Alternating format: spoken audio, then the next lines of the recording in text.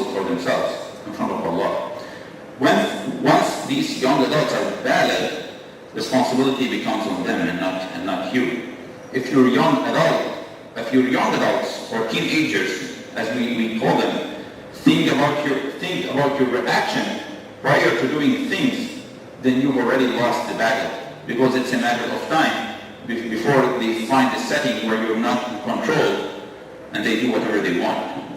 Whereas, if you train and raise these, again, I want to say young adults and not children, if you raise these young adults to consider Allah's rules and not your own or anyone else's preference, then they will be mature enough to try to take the right decisions regardless of your presence or micromanagement of their lives. Start to inculcate in your teenagers that they are no more children anymore, and start acting with them as they are young adults, because they are indeed young men and young women, and they are responsible for what they do in front of Allah. This does not mean to completely let go. You still want to be present in their lives, but in a supervising role and to guide them and not to micromanage every single aspect of their lives.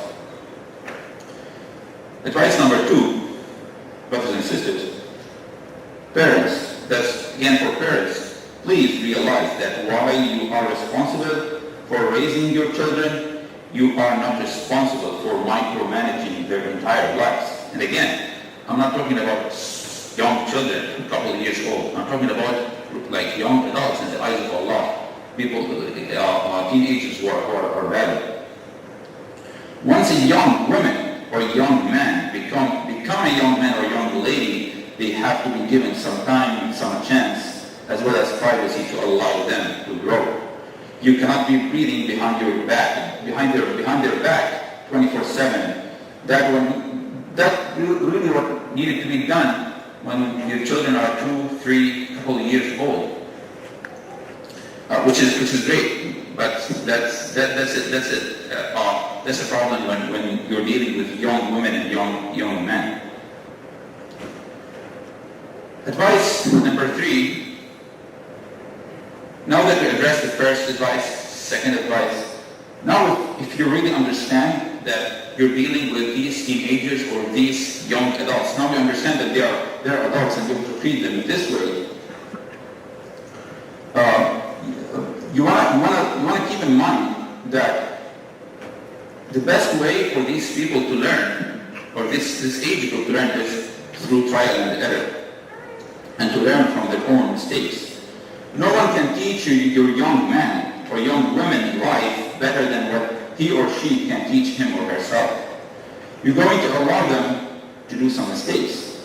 They need to discover, to learn a lot of things on their own.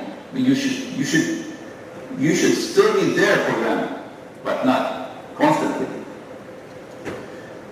If you're micromanaging every single aspect of an adult or a young adult, that's really a recipe for disaster later.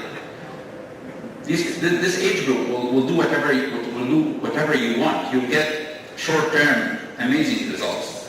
They'll do whatever you think is right. You think that they're successful in their lives, but they're really doing whatever you want them to do, but not what Allah asked them. They will lose this internal drive or internal evaluation of what's right and what's wrong. Their whole goal, if you're micromanaging their life, the whole goal is to make you happy.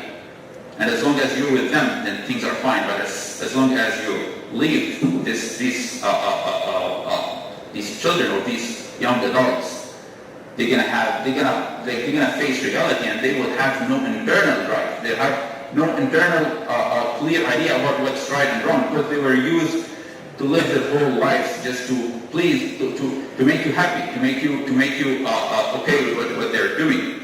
And then when they face reality, they will just try to figure out another external drive or external, person to base their decisions on, like a friend, a YouTuber, or some another random person. Advice number 4, SubhanAllah, parents, alhamdulillah, Allah has blessed almost all of us with life much more comfortable than our parents did, or much more comfortable than our lives during our childhood. Allah gave us these careers and these resources and infrastructure in this country. We now really have amenities and privileges that our forefathers really did not have or even think about having. Realize that your son or daughter is not going to be a better person if you just give them things you did not have as you grew up.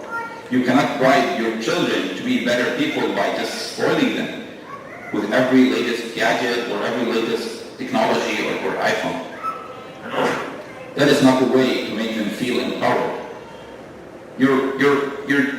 Again, your teenagers or your young adults have a very strong feeling. They wanna feel accomplishment. They wanna feel that they earn what they have.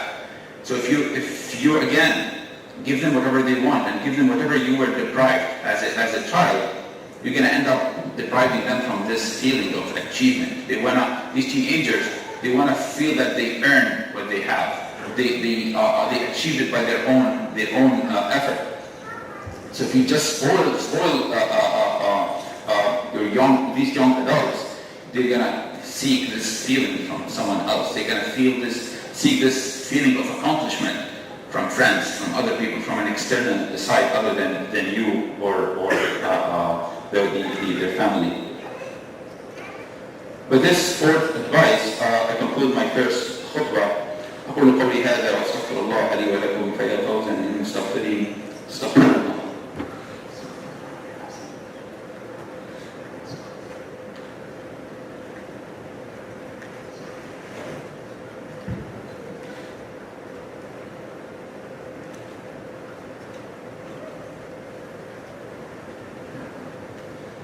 بسم الله الرحمن الرحيم والصلاة والسلام على رسول الله وعلى آله